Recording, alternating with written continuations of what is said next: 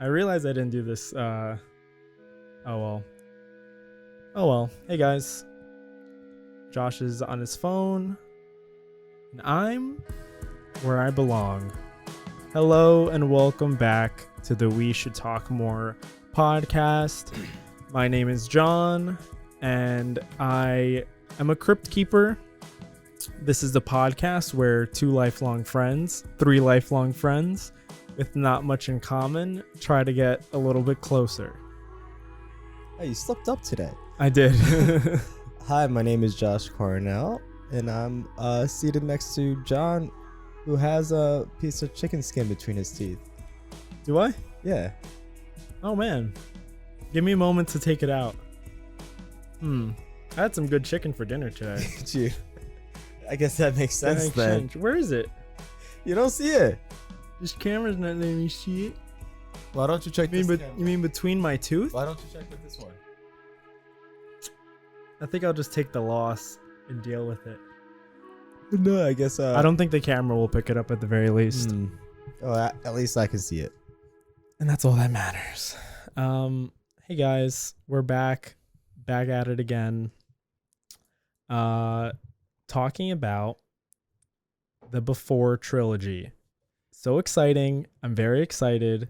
This has been so fun. These movies are great. Watching movies is fun. But before we talk about that movie, we're drinking something very special today. Wow, you're making up for your loss in the beginning. You actually got it this time. We're drinking Jamaican coffee that's laced with THC. Is that right? Cheers. And I'm drinking water because I need to pass the drug test. Wait. I thought I'm drinking coffee. You're drinking coffee with THC. No, it was a K-Cup. K-Cup they don't produce that. That's from Jamaica. K-Cups in Jamaica, they do that? They make their own in Jamaica. And how did you make it on the plane? Jamaica me crazy. I wasn't there. It was brought to me. Isn't that something you can't bring onto a flight? No, they can't smell it because it's coffee. You think so? Mm-hmm. The coffee smell is too powerful for the dogs to pick up. They go, coffee. Is that right? Yeah, that's exactly what happened.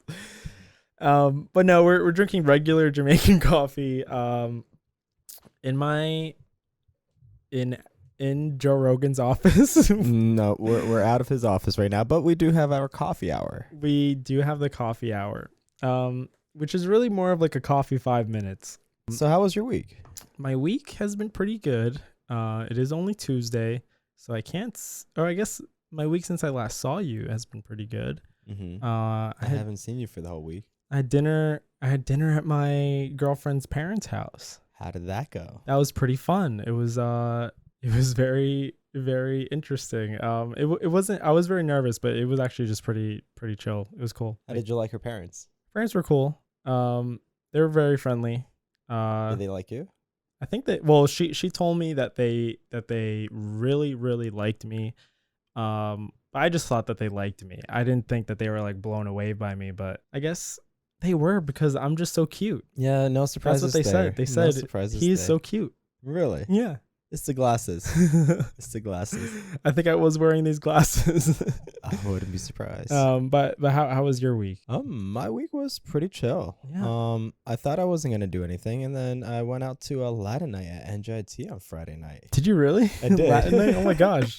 Yeah, I connected with a friend of mine back from college. You met him, Brian Pino. Shout out Brian. Shout out Brian Pino. And he said Latin night's going on. His college organization was hosting, and so I went through, had a good time. Oh, wow. Didn't get home until late that night, but I got home. And then Saturday, I there's something eventful that I can't remember anymore. But whatever. Yeah, whatever. Whatever.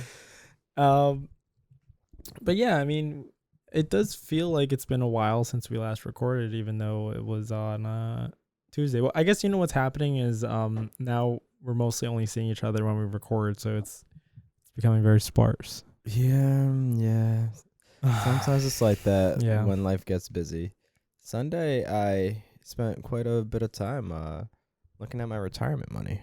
Did you have fun doing that? Yeah, I've been trying to plan out how to retire as soon as possible.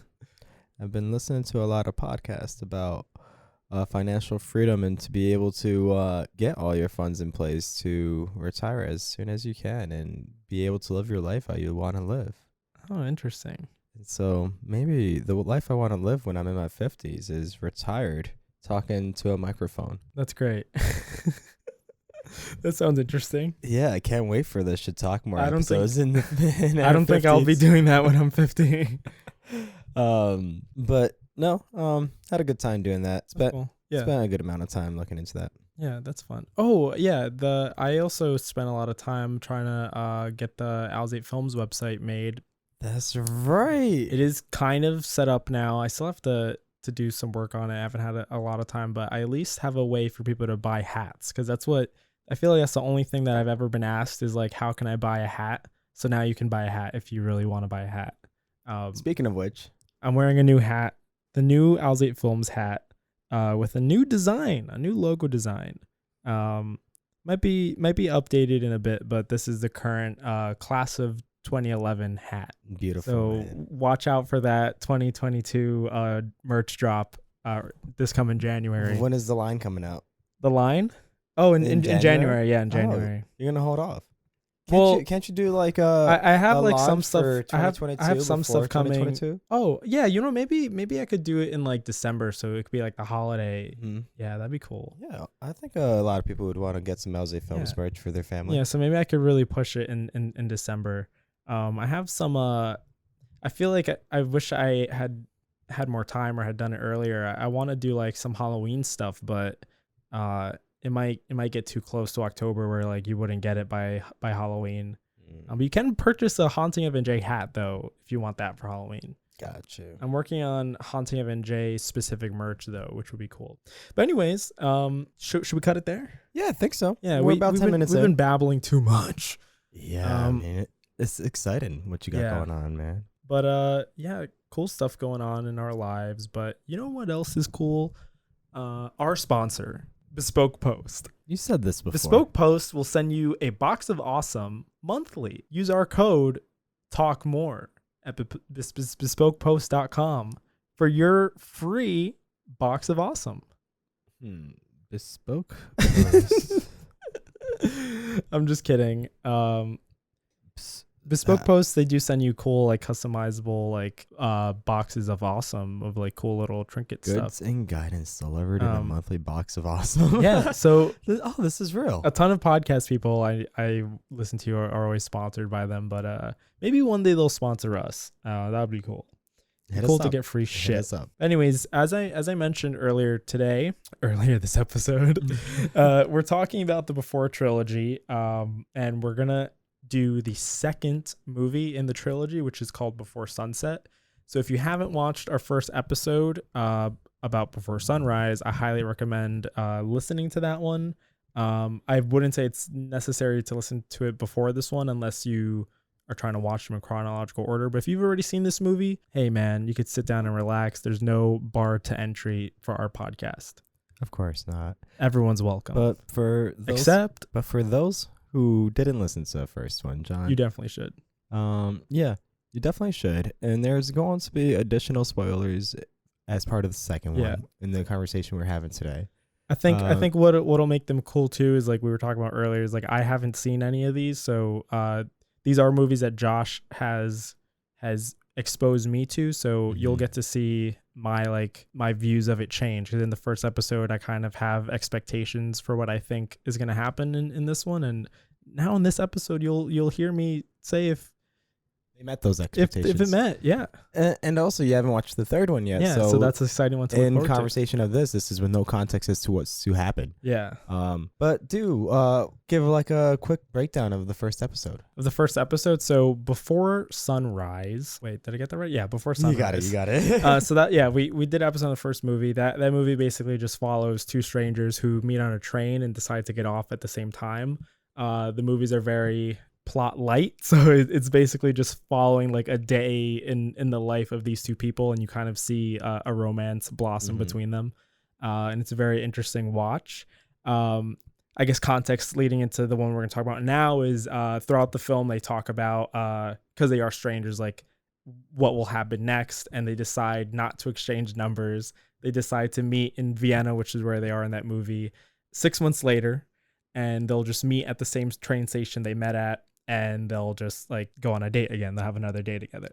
And they decide to do that to keep the excitement which they had on the first spontaneous date, and also to avoid losing any spark, as a lot of relationships do over time. Because a thing that is brought up a lot is like, over time, we might get tired of each other, might get bored, whatever.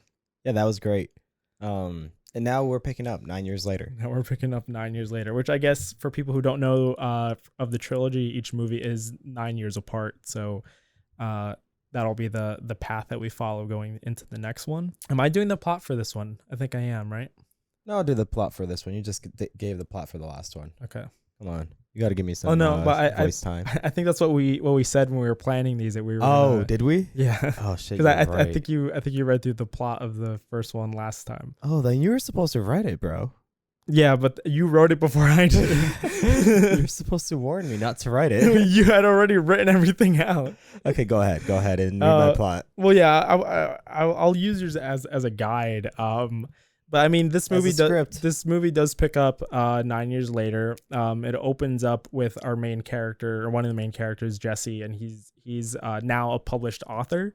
Ironically, he had written his book about the first movie, so I did really like that, where like the first minute of the movie summarizes the first movie just through the questions that people were asking about the book, and then you get like flashbacks and stuff. Which I really love, because like I think coming into it, I was really thinking how are they gonna like reference the first movie without like, because this movie is very just like in life, so like how are they gonna do it naturally, and they found a good way to do it. But you do see like random flashbacks to the first movie through I think Jesse's eyes, like as people are asking questions, he's kind of like remembering, I think, the first movie, because he's like recalling those events. But he is in Paris, which is a hometown of Celine. And she's actually in the bookstore. Like you see him look over, and then they lock eyes. Chance would have it. He's very flustered, but almost immediately you can tell he's trying to like go talk to her. So he kind of like ends the whole book thing really quickly, and he heads over to her. But just like the other film, there is like a ticking time that's kind of like they do have to end their night at a certain point, which is he has to fly back to the US at 7:30 is his flight.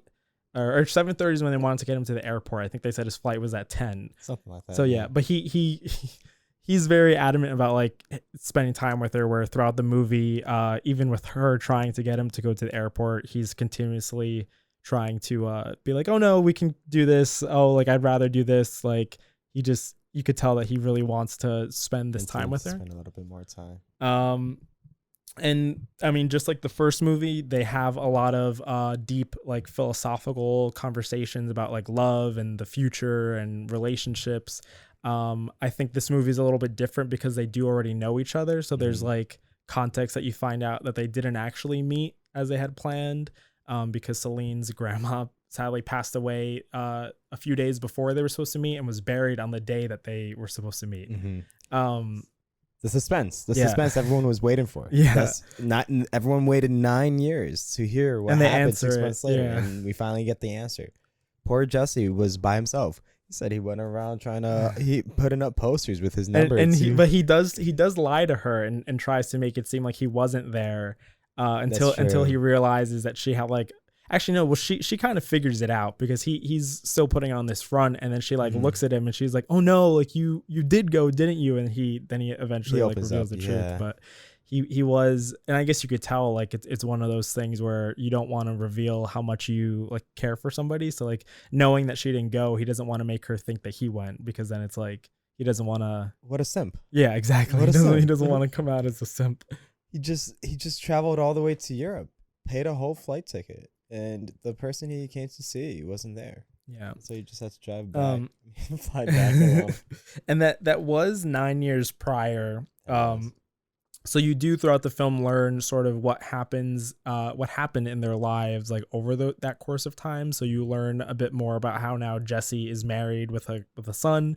I think we can talk a little bit more in detail about like his marriage and his life, but there are details about their lives that you discover, just like how Celine has a boyfriend that she's also not necessarily super happy with.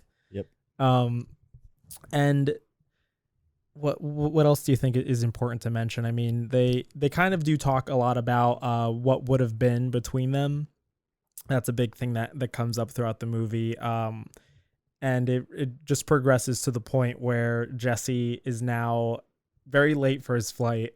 And he goes back to Celine's apartment. So like throughout the film it's just like escalating how long they're going to stay with each other, to the point where he's now like in her apartment. Something I wrote down. Every transition was like an excuse to spend more time together. And something I wrote down in my notepad when I was watching the movie is like, when they were going up the long step of stairs for her apartment, in my head, I'm like, in no way is this man going up this like 3-flight like apartment building and is not gonna like stay the night and sleep with her, because it's like, his driver was still chill about it too. I know. Yeah, shout out to the driver. I feel bad that driver was like just waiting on him a lot. But yeah, the movie ends with him in her apartment, where she's doing an impression of Nina Simone, who's a famous singer, and then she says, "Baby, you're gonna miss your flight," and then he says, "I know," and then the movie just ends. What happened? That is the beauty of it. What happened? What happened? So it does end in a very ambiguous way, similar to the first film. I think you can assume that he does like miss a flight, like intentionally, and they may have hooked up Something might have happened between them. He might never have moved out of Paris. He might never. Yeah, who knows? Actually, yeah, because I don't know. We have no clue. But yeah, do you think there was anything else important? Like, I think you captured it. I think you captured it. Those are the plot points that I really want to hit on anyway. Yeah. So happy that you were able to cover it all. So yeah, I guess now we can dive a bit more into. I guess before we do that, I do want to reiterate for people watching. Each of these episodes. Each of our film related episodes, we're following sort of a similar structure. So after we do the summary, now we're going to just dive into like 5 different subtopics. So we're going to talk about our thoughts on the plot and share our favorite scenes, our thoughts on the themes brought up in the film, our thoughts on the characters, our thoughts on the filmmaking, and then just share our final thoughts and rating. Let's get into it. Yeah, so I feel like I've been talking a lot, so I'll let you share your thoughts on the plot. Appreciate it, John. Okay, so when we say thoughts on the plot, we're really looking to like pull out some iconic scene moments that we appreciated. So the first one that I mentioned here, of course my screen went all the way to the top, was Jesse's book idea. Right before he saw Celine, they ask about they ask about what's his next big idea. It's always the question. John gets the question every day. he dreads it every time. And it was kind of meta. It was a very meta idea where it followed a lot of the same themes that we saw in the movie, where it follows this idea of time, and this fight against time. And so he proposed an idea of where he would have a book that covers over the time of a K-pop song. Yeah. Has to be a K-pop song. But it's all about how he starts diving into this idea of how time, each moment in time has another moment that ties into it. And it just folds in on itself is how he describes it, where he gives this example where I believe he's looking at his daughter singing or dancing on the top of a table or something, and it puts him in this experience where he sees the person he was in love with X amount of years ago and seeing this person in their eyes dancing on top of a car, I think it was. Yeah. And so I think his point here was like each moment in time could have very related experiences in other moments and times. Yeah. And all those moments, each moment is another moment. Yeah. I forgot, like there was a really nice quote that I think I wrote down in my notes for that exact part, but he says something about like, it's like the beauty of living in 2 moments at the same time. Like I guess like he says simultaneously. I yeah, think it's inside every moment is another moment happening yeah, simultaneously. yeah. That was really beautiful. I really like that scene. Yeah. Um, And so then he sees Celine. and then he sees Celine. Yeah, so he's describing that right as he sees her. Yeah. I mean, and this is a conversation that they continue to have, not specific to the book, of course, or not specific to the same type of idea, but it's this conversation about how time continues to pass and they don't know if they're using it the best that they can. Yeah, I think time is definitely a big thing that is referenced in this movie. And in last. Yeah. So the scene that I picked out, it reminds me of the one that I picked for the previous film. It was one, like a scene that I thought really reflected who the characters are. So the one I picked now, I think is interesting comparing it because you can see how different they are. So in the first film, Jessie is very cynical, and Celine is very like hopeless and like a hopeless romantic. There's a scene early in the film as they're walking to a cafe where they're talking about the state of the world. And Celine, now having worked in the world and having like a lot of like worldly experiences, she views the world as just getting progressively worse. But Jessie now is saying, well, I think like over time the world has actually gotten better, and he believes like the fact that there are people like Celine, that there are words in our vocabulary that are common now, like about the environment, about like the state of the world, that these conversations are happening is a good thing. It's like a sign that the world is improving.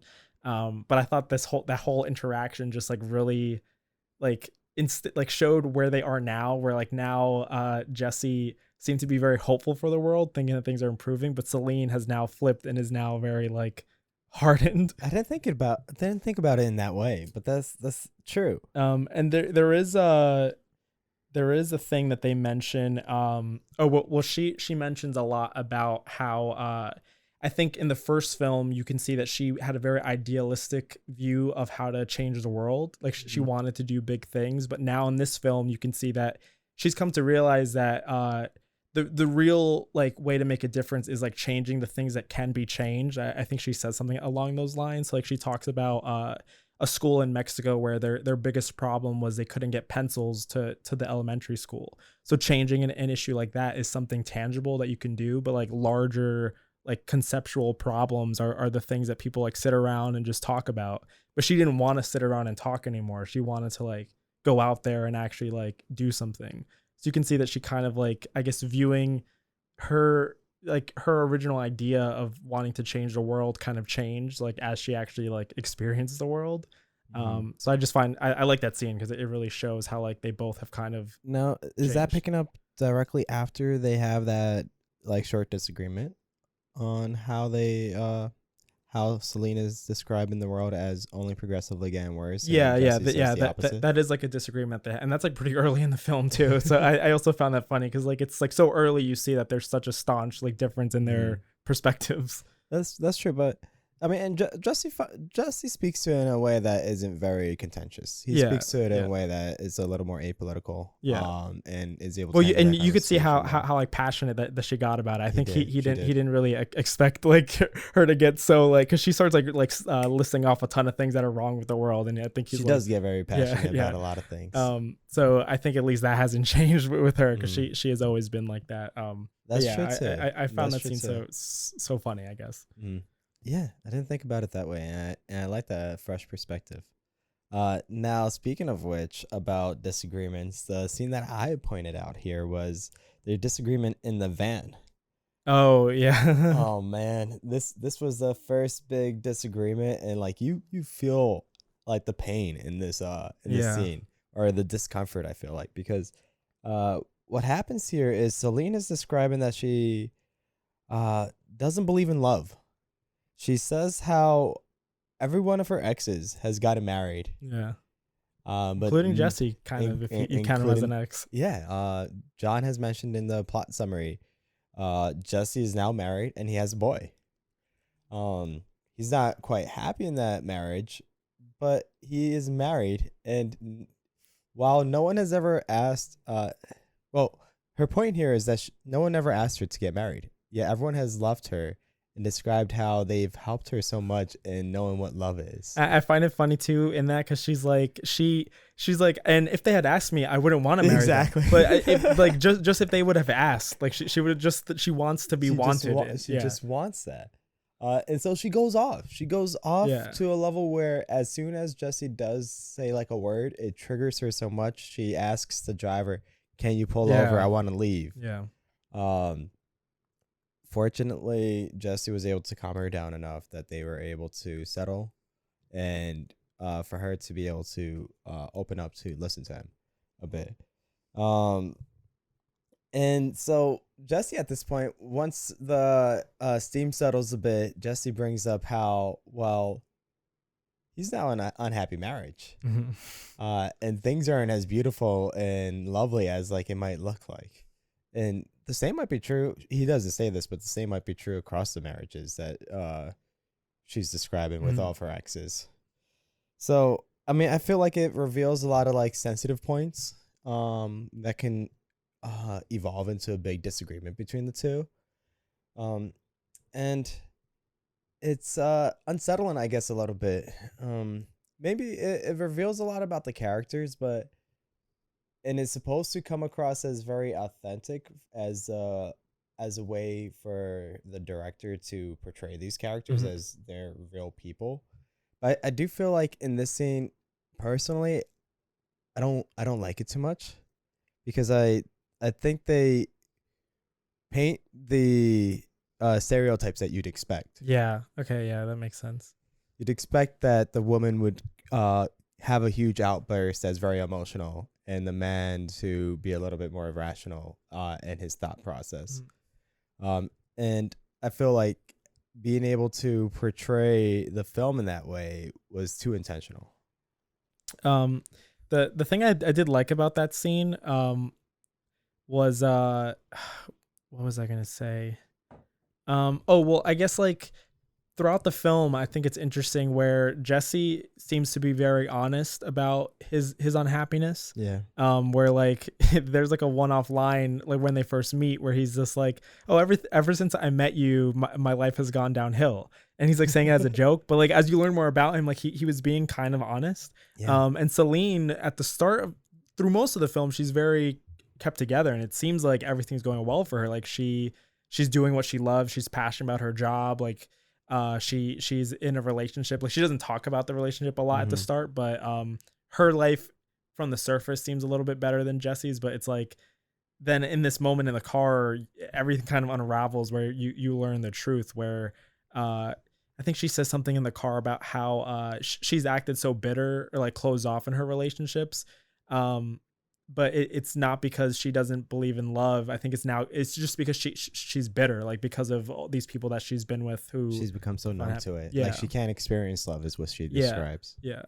So I did find that interesting, but yeah, I will agree. I think I think also just how quickly that all like unravels. Just I don't know. It is kind of an unsettling scene. It was very unsettling. That was my last scene. Yeah. I think you have a few more, so I do have a could few. just run through them. Yeah, I didn't write a lot for them at least. So one thing I wrote, I really liked the whole idea of Jessie thinking that he saw her on his wedding day.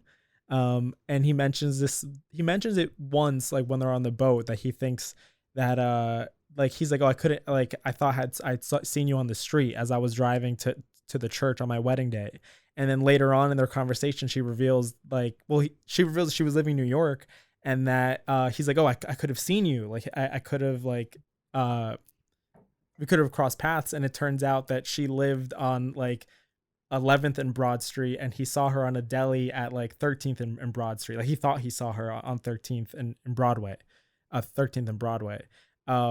So it's not confirmed that he actually did see her, but I just find that whole scene interesting where it's like it could have actually had been her. What did those times overlapped when he got married and when she was in the city? Yeah, because he said that he was living in the city ever since like 98, and she moved to the city in like 99, and she lived there for like a couple years. But And when did he get married? well, I guess he got married. Like she was in the city when he got married at least. Yeah. Because he had been living there ever since, so he lived there the whole time that she had lived there. But yeah, I thought that was just so funny and I guess almost tragic for him to mention that. I mean, also just the fact that he was thinking about her on his wedding day. Before New York City, he was living in Texas, is what he said. Yeah, that and I think that's what he had said in the first. So Celine Yeah. would have no expectations that Yeah. she might run into him. Yeah, in she would. New York Yeah, City. she wouldn't have I mean, I known. think she says she was like saying it was always a possibility now that she was in New York City to be able to run into him, but like it was low expectations. Yeah, because it's just how like big the United city is. Like, States is. what are the chances? And yeah, I think the last thing. They have a conversation where Celine asks like, so if the world was ending, if we were both to die tonight, like what would you say to me? What would we talk about? Yep. And I like that scene a lot because it reminded me a lot of like the telephone scene where they do this like hypothetical situation to really get down to talking about what's important. But Jessie just like grabs her and brings her to the bench and like says that like, oh, if the world was ending, I would want to like be in a hotel room, like having deep conversations in between having sex, which he like didn't truly mean. But that scene also she's kind of like not into it. Like he pulls her away and she's just kind of shy to it. But there's like a moment where they're on the bench together and he like extends to put his arm around her and you can kind of see her like move away, and like you can tell that there is like sort of a hesitance to her to like fully like I think Jessie's like instantly right back into it when they meet, but Celine is like a little. Yeah, I mean, I think that conversation was the first time. No, it's not the first time. The first time they talked about sex was talking about how they hooked up that night. Yeah. And then Celine saying, oh, she didn't remember that, Mm-hmm. which she later reveals in the That she van that did. she did. And Yeah. that it's just a girl's thing that we would say something like that. Yeah. But that's the big thing throughout this film. And this was the point that I like pointed out in like one of the themes is Jessie insists on talking about sex Yeah. so much. He returns to the conversation Yeah. time and time again. His whole motive, I don't know, from my perspective, his whole motive in this film is to spend a little bit more time together, to have sex with her. Yeah. I mean, it's one, I guess, cynical point of view of this film, but the conversation is a recurring conversation. And I think that was the first time he broke the conversation of having sex again. Yeah. And I think like also like for Jessie, his relationship now is such like a passionless relationship, and then like seeing somebody like Celine where their relationship was mostly just filled with passion. Like it just That's like true. like she represented that thing that he was missing in that moment, I guess too. But yeah, he is kind of very like you could tell like what he wants.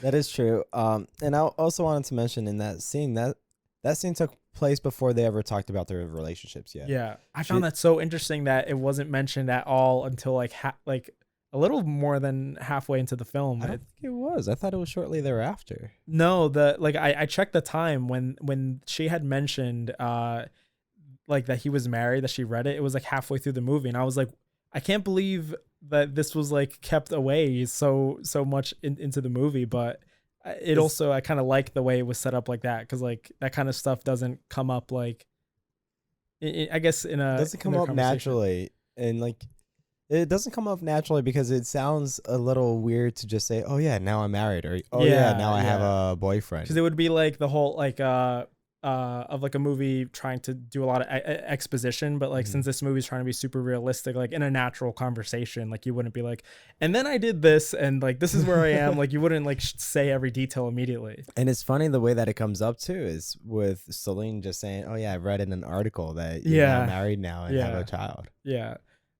See, but that's where I thought it was like a scene just following after the one you were describing where they're going down the stairs that she mentions that.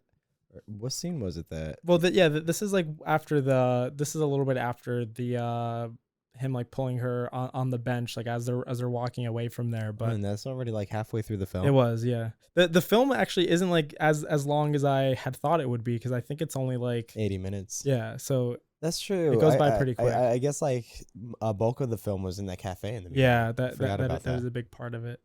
That's true. But yeah, I think we kind of touched on a lot of the scenes that we liked. We can kind of dive a bit more into the themes, the many themes that come up in the movie. Um, I had optimism, but I did kind of talk about that where you can both see their perspectives on like the state of the world. So the one I do kind of want to talk about is like the idea of desire. This comes up in the movie where they talk about their jobs a lot, and at least in the start of the movie. And a big thing for Jesse is that he doesn't feel satisfied, and he doesn't feel like he ever will be satisfied.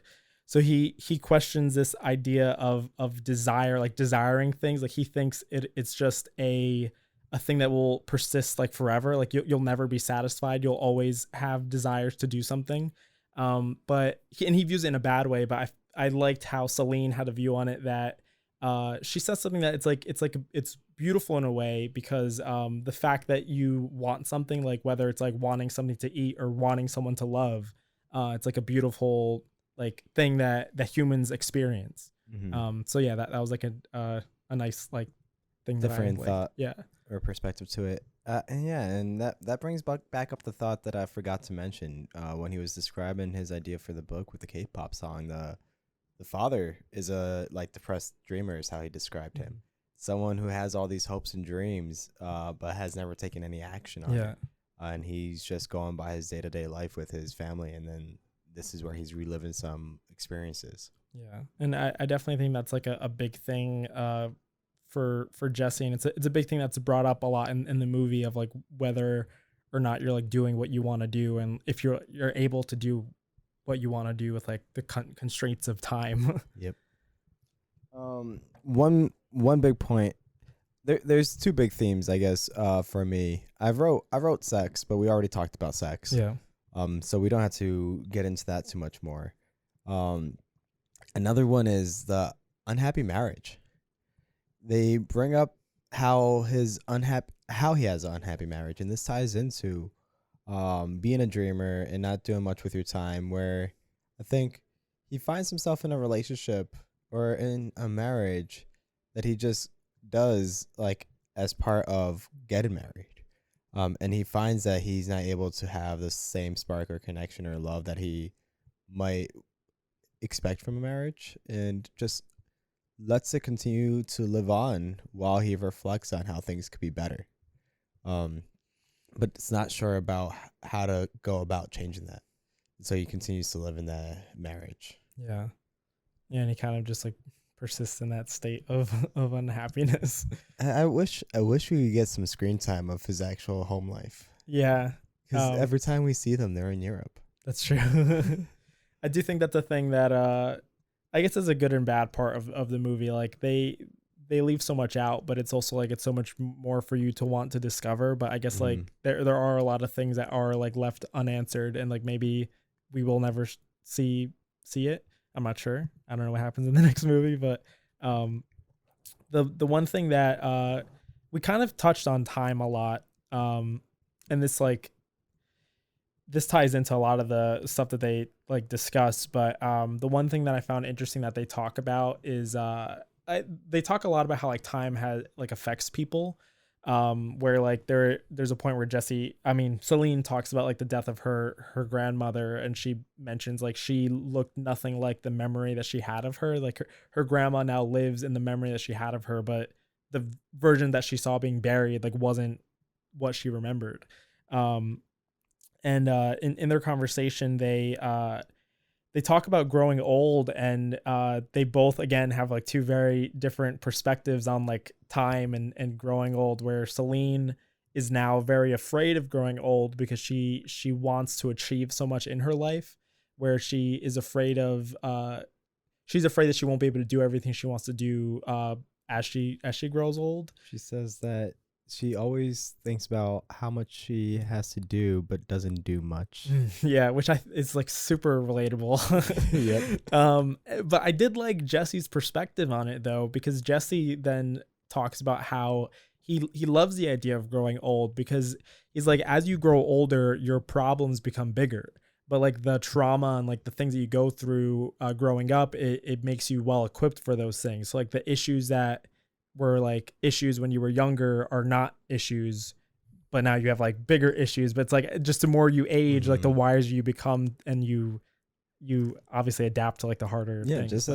Just as soon as you get comfortable doing what you're doing, something more challenging comes. Yeah.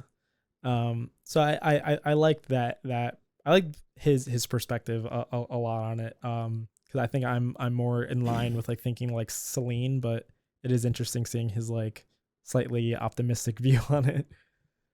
Yeah, he's the optimist in this film. I know, which is very strange. Did you have another one? Yeah, I mean, I didn't write this one down, but I think another huge theme here is struggle with love. Mm-hmm. With Celine, what it is. No, well, yeah, that's a struggle for all of us. But Celine speaks to the point a lot where she struggles with feeling love. Mm-hmm. And I think the conversation does carry on at different points in the film about love, where it builds up to that fight scene in the van. And then you also just see that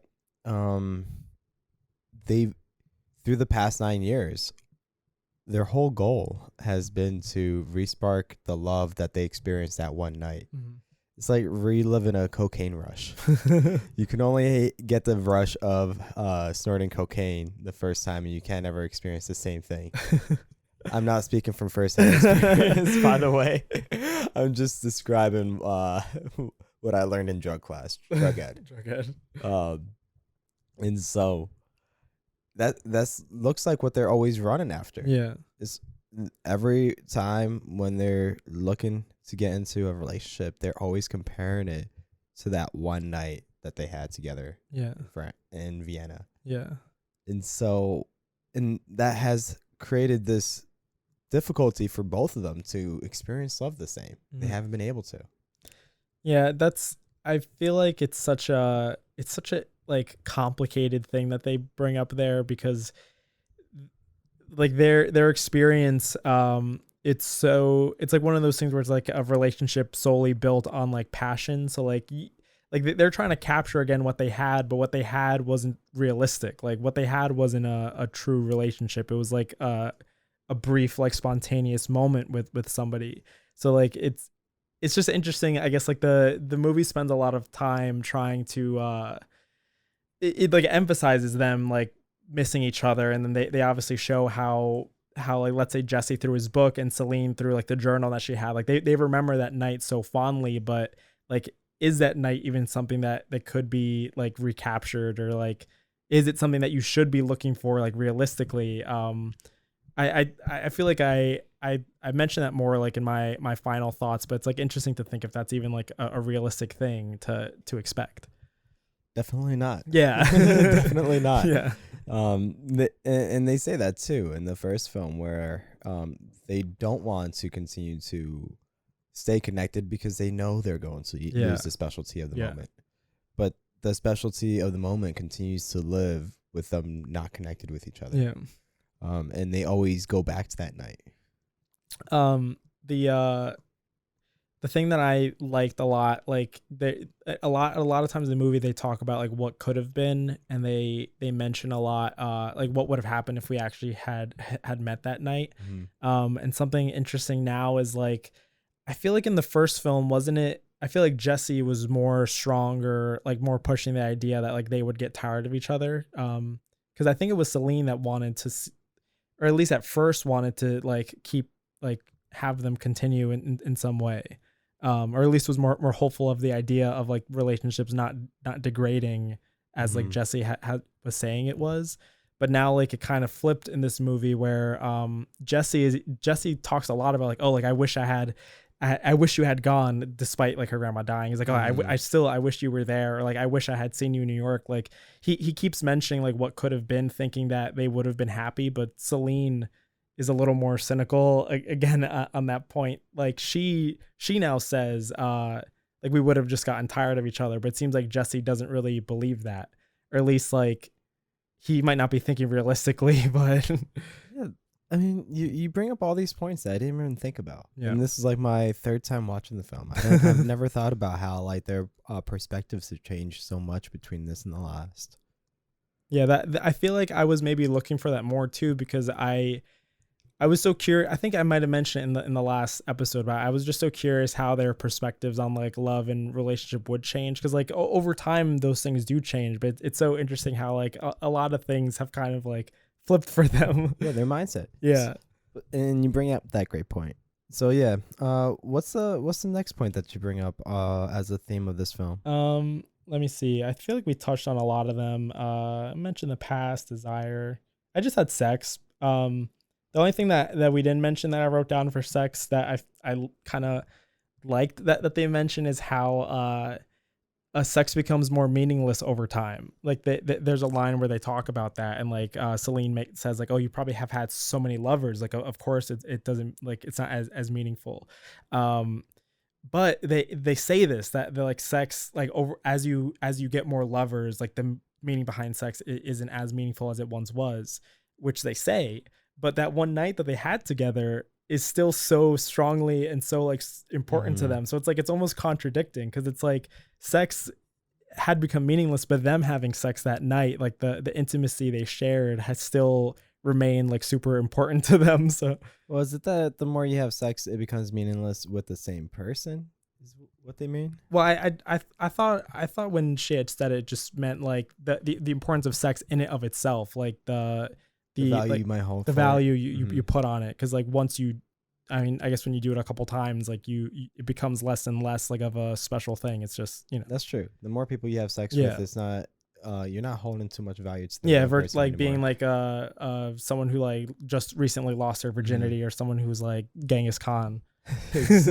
Or like Genghis Khan. Exactly. That's what I was thinking too. Yeah. No, I think the differentiator here is the idea that they did it with so much mystery between the two, where they didn't know each other the day before and they never saw each other again. And that's just like any one night stand you can imagine, where perhaps that's like it's like a one night stand with somebody across the world.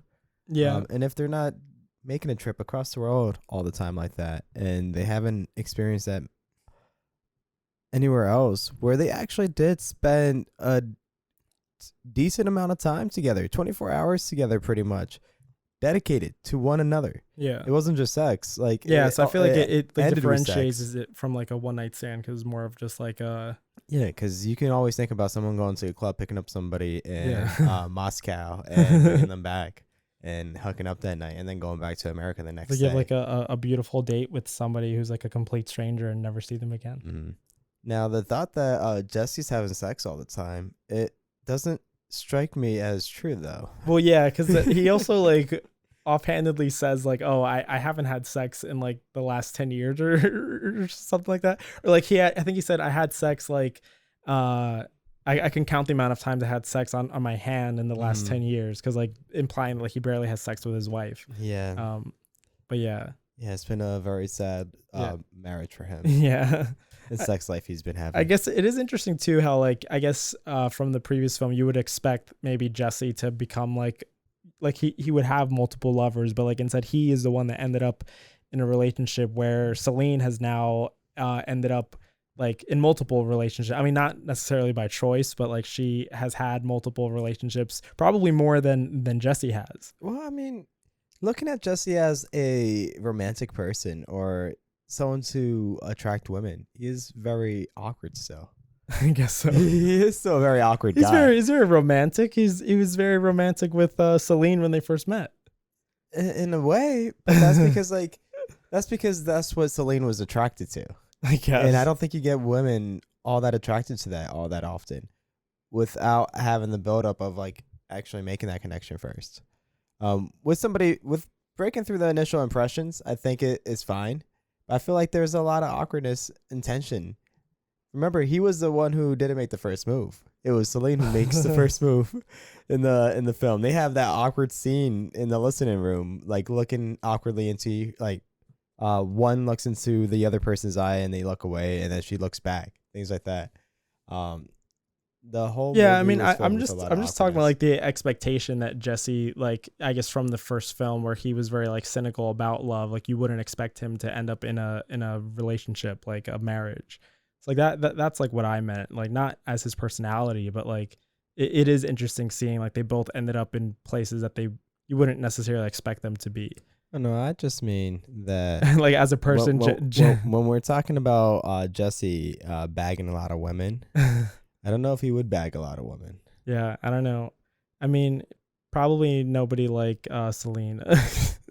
Nobody likes Celine. Well, like in that similar kind of situation where it's like a complete stranger, like that he's just like approaching. I also have the question the opposite way around too, though, about how many.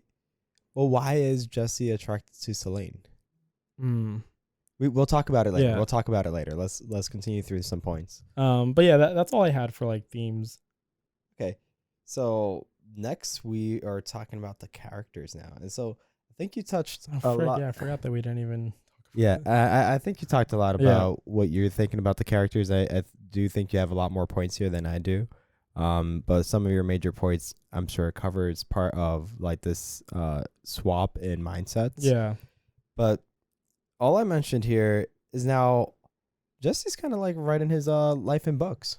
Yeah. He did that with this first one, and then the second new idea that he's bringing up is also just another reflection of his life. And then this is where I actually write down what I mentioned before, where he is looking to relive past experiences, reliving, trying to have that same recapture that moment, recapture in the same moments.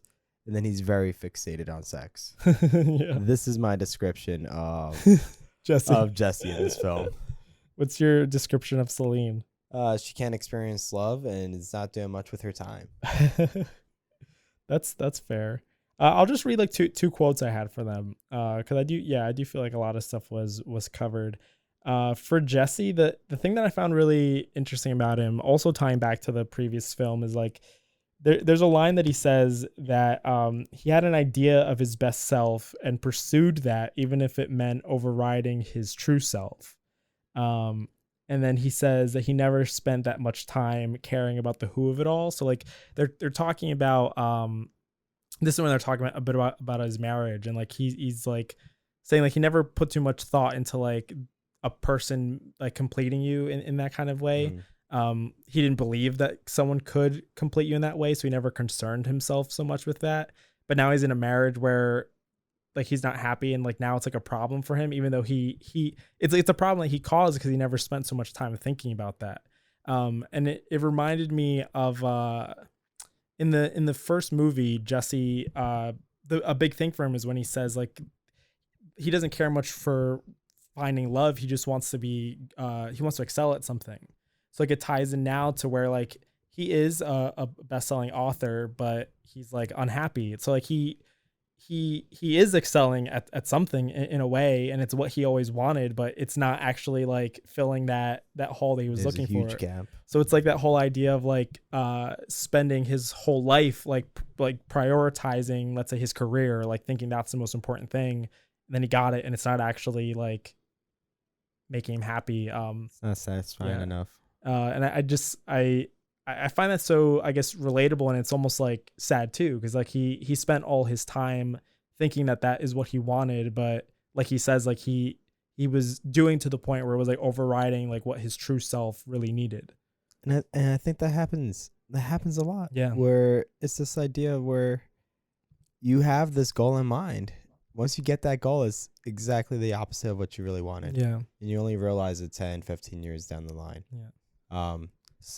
Fortunately, I'm still young, but I might be going down the wrong path. And so correct me if you think I should be doing something different, guys. But yeah, and I guess we won't know if it's like, like 10 years from now, we can look back at this and be like, whatever I wanted at this time wasn't actually what I wanted. Like I wanted something else.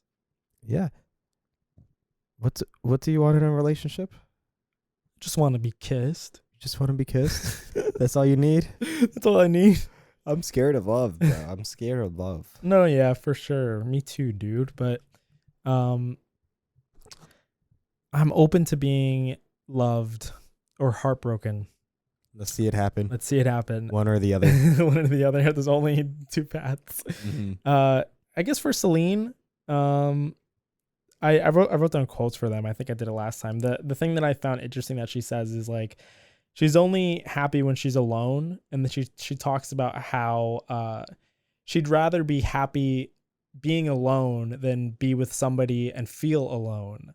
Like, and I guess like you can tell like she's kind of talking about her relationships. I just find it interesting because like you I guess you can't really tell if like how she feels is like genuine, like if she is the type of person who truly wants to be alone, or if she has just, like we said, like these two people couldn't recapture like what they once had. So like if these relationships she's having isn't like matching that, then it's just feeling like it's, I don't know, like she I mean doesn't want to spend that time together. and she's like very, and this is like stuff that she says in the car when she starts like getting very like emotional, but like it's very interesting, like a lot of the stuff she says here, because it's like there's people that she's upset that they don't want her, but she doesn't want to be with them. So like she like, it's just the fact that they don't want her in that way is what upsets her. So it's not even about the person. It's just she wants to be asked to be married, or she wants to be like the one that they want, but like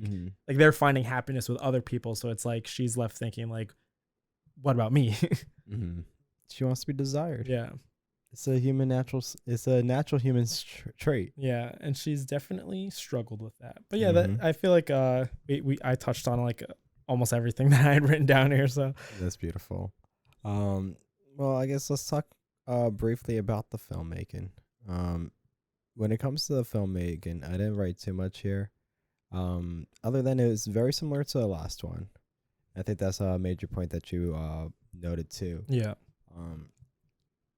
This one is a lot more rushed, and we see that the camera's always moving. They're always in motion, because they're always in motion to, well, one, he has to catch his flight at 7:30, or at least arrive at the airport around 7:30, and so they're looking to go about doing as much as possible. The only time that was sit down was like the first 30 minutes of the film, between like where we're seeing him talk to the his fans for his book tour, and then sitting down at the cafe. But after that, it's all motion. Yeah, and I think you can even tell like at the cafe, like he says, he kind of stops her in like the middle of conversation. He's like, oh, like can we go out and like do stuff? Because you could tell like he doesn't want to spend all that time just like sitting down and talking. That kind of speaks for the rest of the film. Like it's not spent like stuck in one place for all that long. It's like they're hopping around to a lot of places. And then to wrap up my point here is it continues in motion up until the very end of the film, where everything about the cinematography is just winding down. They're winding down with the music. They have climbed the stairs. They're in the apartment. He's relaxed, chilling on the couch, ready to get down in bed. Yeah. And no more rush to catch the flight. Yeah. Yeah, I definitely agree. It did seem like pretty much exactly like the first film. The only stuff I was trying to pay attention mostly to see if it looked like a movie that came out like 9 years after, like if it looked like better, or if like they did anything different. But for the most part, it doesn't really seem all that different from the first movie, like with the way I guess whatever camera they used, which kind of, I thought about it, I'm like, that's almost kind of genius, because also like these movies, despite the time that separates them, these are the same people. So like keeping it in a similar style and keeping like whatever camera equipment they use, like keeps you in that world. So it feels familiar. Like it would be weird if like the movie looked like really crazy, or like it was a completely different like shooting style. Cause then it wouldn't feel like they are the same people, but it wouldn't feel like the same world. But yeah, I definitely agree with you that I think them moving so much also helped like emphasize just how like the time was such an immediate thing, where like he did have to catch this flight. I think that whole element of the flight felt a little more like stronger in this film than like the idea of her having to catch the train. Well, he also had to catch a flight in the first movie. But I mean, they had like a whole night together. Yeah, so it's like this one, they had a lot less time, and they really like made it feel like that. And yeah, it definitely felt like it was like very similar to the way it was shot, just very like natural. Like you were just like watching them. I love that. There's like so many scenes where it's like they're talking, and then they'll be like super far away, and the camera just like stops, and you'll just watch them like go upstairs, or like you'll see like stuff. It's just like very like we're watching them. It feels like you're just like actually standing there watching them. Yeah, I mean, you see them walking down a path, and like the cameraman is literally just walking behind, Yeah, or, like yeah. walking backwards, or however they're handling it. Yeah. But yeah, should we talk about our final thoughts? I think we're pretty much wrapped up. It's time to wind down. What would you rate it? 7 out of 10.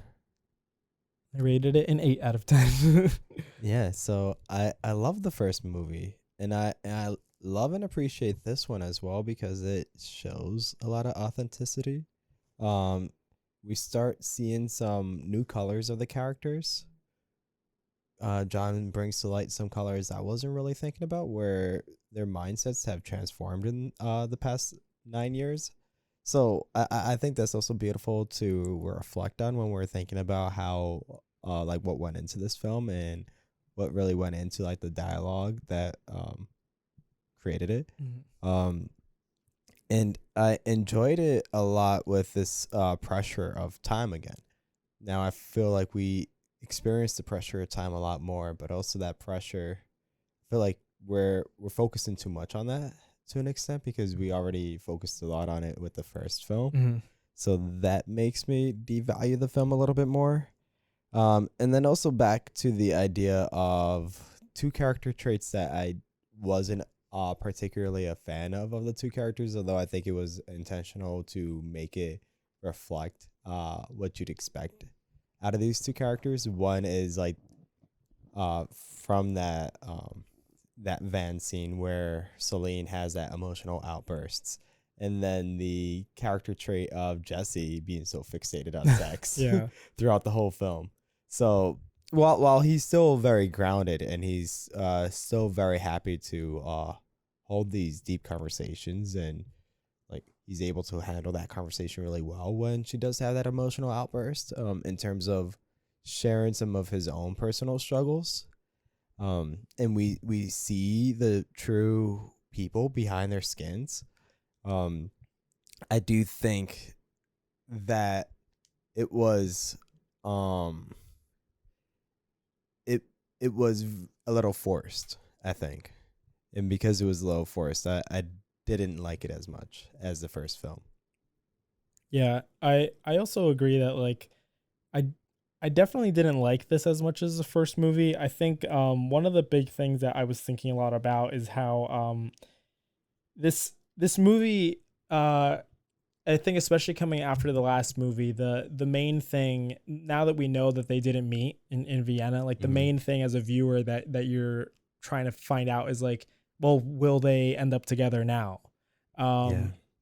And they kind of answer that at the end, but I think like that's like the question in a lot of these movies, like will these people end up together? But I think in this movie especially, a thing that I wish that they acknowledge more maybe is like like should they, like I feel like so much in the movie you learn like not only how different they view things, but just like in terms of like what they want out of relationships. Like we never really know like personally, I feel like they would definitely have a lot of struggles as a couple. I think it's, I mean, especially now with like their lives being so different, like Jessie being married, having a kid, like all of those elements also add a little bit of like this doesn't seem too real. Like would this actually happen?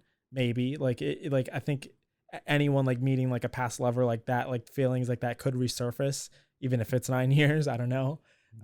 But I just feel like I wish the movie was a little more like like acknowledge the fact that like despite them really having this like passion for each other, that maybe they shouldn't be together, because I do feel like there's a lot of issues that might come up, and I'm looking forward to the next movie maybe to learn more about that, or if they do have issues, maybe they don't. Yeah. I mean, and that's a nice play on the film where they're not trying to remove the truth or realities of a relationship. Yeah.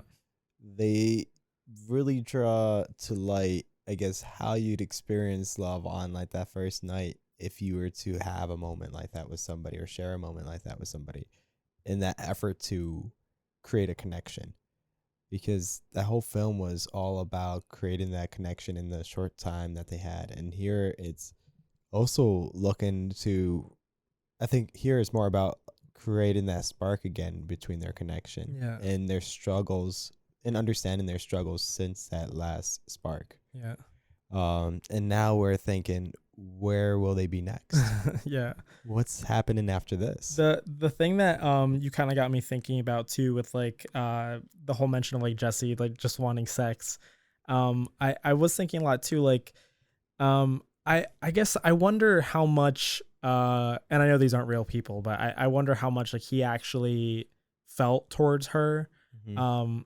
Only because like you learn so much about how his life is like not that great. Like he's not happy in so many situations. So it's like if you're in that moment of being so like depressed and unsatisfied in your life, Celine like represents like a past version of himself, and like a past where it was very like a passionate like interaction. So like I wonder like how he, if he truly did like currently have like all these feelings for her, like how he mentions that he like dreams of her and stuff.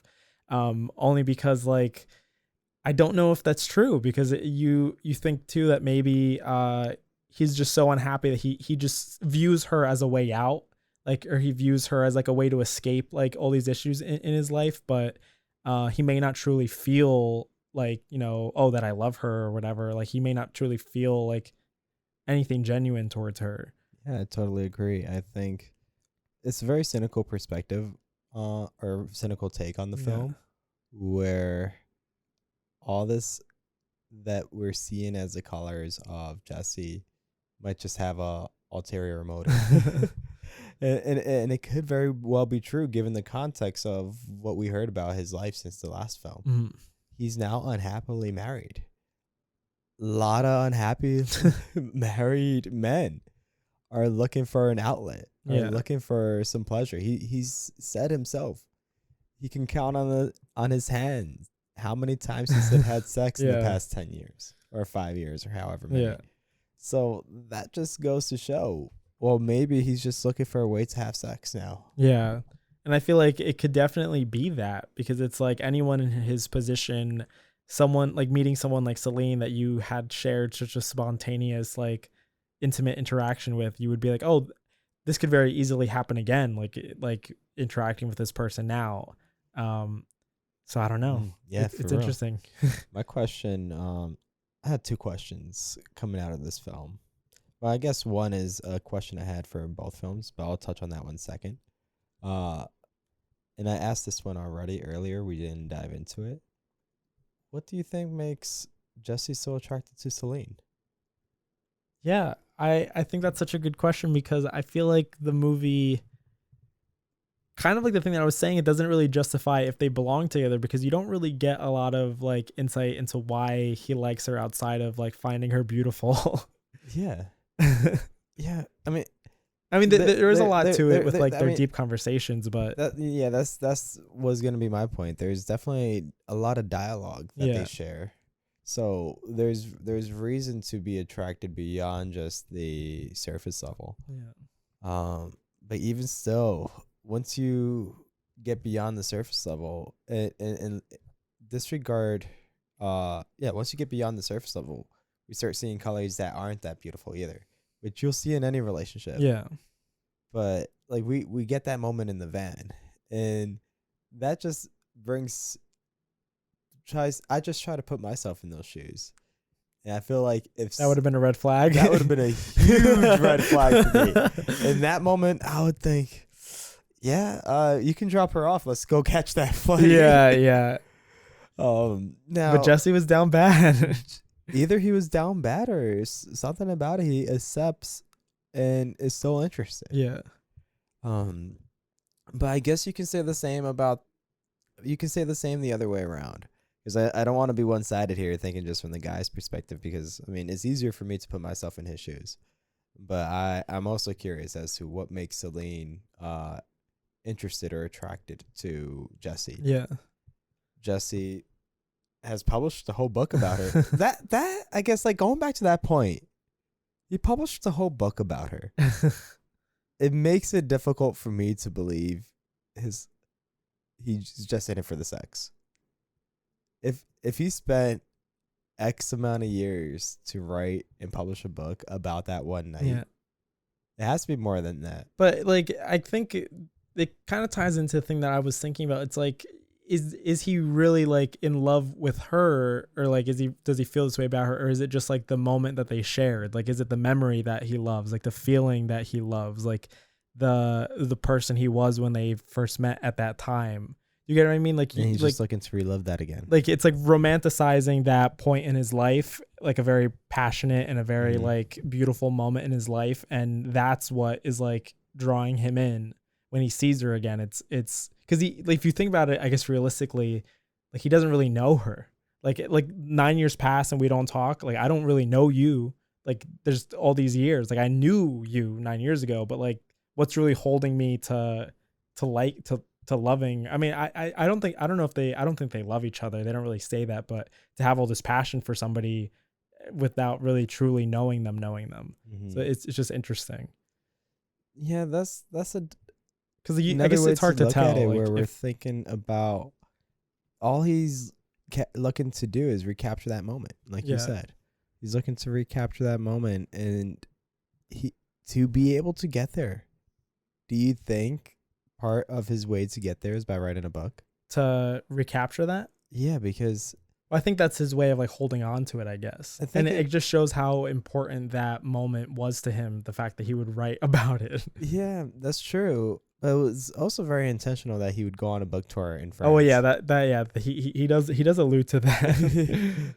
He definitely did that intentionally. But like, do you think like he that's like the sole reason why he did all of that? I think part of it is. I think a big part of it is. Which I guess like, but then still, like, for you to do all that for someone that you only had met, like, for that one moment, it still makes you wonder, like, how little you actually know of them. Are you doing all this because you're in love with them, or are you just in love with the moment you shared, like the memory that which I think together is something he philosophizes on a lot too.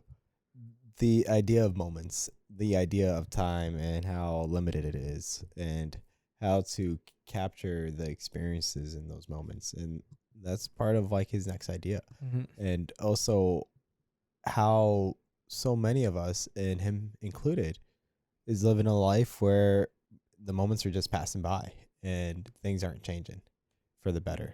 So yeah, that was something I wanted to dive a little bit more into. Another question I had here was, how much of this book do you think is movie is a reflection of the director's life? Richard Linklater, he's the writer as well. I feel like it must, I mean, we spoke about this off the podcast. Like, I learned a lot how now a lot of the lines of dialogue in the film is like credited to the actors that played them. So like they wrote the actual lines, but Richard Linklater, he had like an outline of the story. So I think he like would tell them like where their characters are like in their lives, and they fill in the details. I think it definitely must come from a super personal point. I think just the fact that these films too explore such like specific and like different like points in time. Like, you have like a relationship of people who know each other like much later on in life, and then people like meeting each other for the first time. Like, it feels like it must come from a very personal point. And I mean, I don't know if it's solely from his life, but I would be surprised if a lot of it doesn't come from like his own like memories. And like, I wouldn't say that maybe he met somebody in the same way, but let's say like going on the first date with like a girl that he remembers that maybe he never met again. Like, just going on a single date with somebody, like those kinds of memories, that it's like someone that you knew for a time and then never again. Yeah, that's something I'm super curious to know if he had a memory like that, where it was just a one-off moment. Yeah. He had this moment and just never saw the person again. Yeah. And if that inspired this whole trilogy here. And also I think a lot of what also inspires the film is probably his predilection to reflect. Because a lot of this movie, or these movies, are just a reflection. Yeah. A lot of dialogue to talk about what you reflect on. So like you said, it's a lot of the thoughts that I think the actors might have, because you said they wrote a lot of the script in terms of like how they see their own characters to be. But it's also in a way that I think the overall themes that we're hitting on are probably themes that were introduced by Richard Linklater. They must be. And that influence is probably themes that he reflects on a lot. Yeah. Throughout his life. Yeah, and I am curious, I guess, to see. I mean, this is stuff we can look up after, maybe mention in the next episode. But I am curious, like, how much, if Richard Linklater has said how much he relates to like Jessie or Celine, or like if he feels that his thoughts are like a combination of them both. Because I mean, their whole like philosophies do change so much, but like our own, like you could feel one way like 5 years ago and then feel completely different. So like I wonder if like they're both like halves of him in different points in his life, like different ways that he thought, or like, you know. And that's beautiful too. That's beautiful thinking about how this film creates that, where you bring up the point of how their mindsets change across time, and that is just natural. Yeah. And it may have been how Richard Linklater's mindsets or beliefs and ideas have changed over time as well. Yeah. I mean, it would definitely be cool to look into. Yeah. Report to me tomorrow. Let me know. All right. I'll send you my report. You know, I haven't had a sip of coffee this whole episode. What a shame, man.